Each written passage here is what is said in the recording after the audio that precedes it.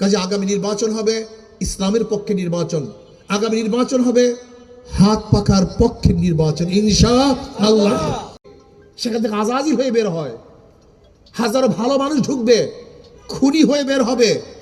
আর ইসলামী ছাত্র আন্দোলনের এমন এক সুন্দর পরিবেশ কাঠামো, যেখানে হাজারো খারাপ ছাত্ররা ঢুকলেও ফেরেশতা তুল্য ছাত্র হিসাবে বের হবে ইনশাআল্লাহ।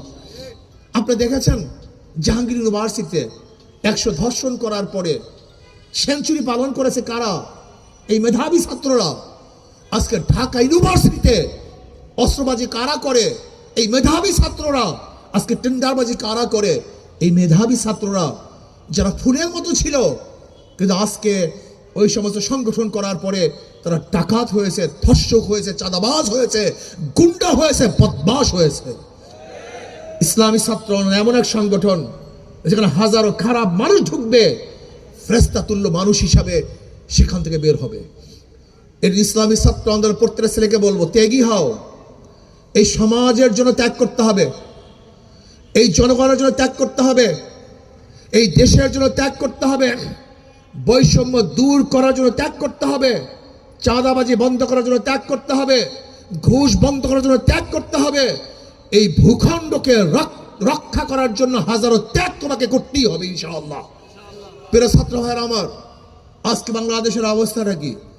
বারবার রক্ত দিয়েছিলাম, আন্দোলন করেছিলাম, সংগ্রাম করেছিলাম মানুষকে মুক্তি দেওয়ার জন্য, শান্তি দেওয়ার জন্য, মানুষের অধিকারকে প্রতিষ্ঠিত করার জন্য। কিন্তু আজকে আমরা কি দেখছি? এত রক্ত, এত আন্দোলন করার পরেও আজকে বাংলাদেশের মানুষ স্বাধীন নয়, তাদের অধিকার বাস্তবায়ন হচ্ছে না, আমরা তাদের পাশে দাঁড়াতে পারছি না। এর মূল কারণটা কি? এর মূল কারণ হলো যারা আমরা নেতৃত্ব প্রদান করি তারা অসৎ, অযোগ্য, জালেম, খুনি, ডাকাত, ধর্ষক। এরা নেতৃত্ব দিলে দেশের মানুষ কোনোদিন শান্তি পাবে না। এই যে ঈশা ছাত্র আন্দোলনের কাজটা কি? কু আনফুসাকুম আহলিকুম নারা, নিজেও জাহান্নামের আগুন থেকে বাঁচো, সমাজকেও বাঁচাও। নিজে গঠন হওয়ার ভিত্তিতে সমাজকে গঠন করতে হবে, নিজেকে তৈয়ার করার ভিত্তিতে সমাজকে তৈয়ার করতে হবে। নিজে গঠন হব না, সমাজকে গঠন করব, এটা কোনোদিন সম্ভব না, কোনোদিন হতে পারে না। এই ইসলামী ছাত্র আন্দোলনের প্রত্যেকটা ছেলেকে, দেশকে গঠন করার জন্য প্রথম নিজেকে গঠন করতে হবে, নিজেকে প্রস্তুতি গ্রহণ করতে হবে। যদি আমরা ইনশাল্লাহ প্রস্তুতি গ্রহণ করি, যোগ্য হই, আর তোমরা যদি নেতৃত্ব দাও, তাহলে এদেশের মানুষ একদিন শান্তি পাবে, মুক্তি পাবে ইনশাআল্লাহ।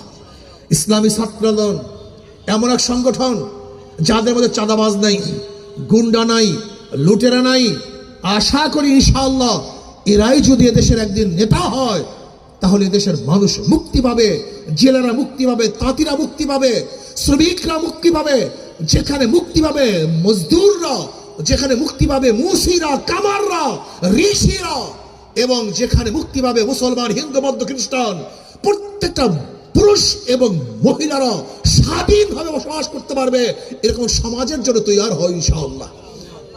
এর জন্য আসুন আমরা চেষ্টা করব। আগামী নির্বাচন আসতেছে, অনেকেই ভেবেছে নির্বাচনের বৈতরণী তার এমনিতেই পাড়ি দিবে।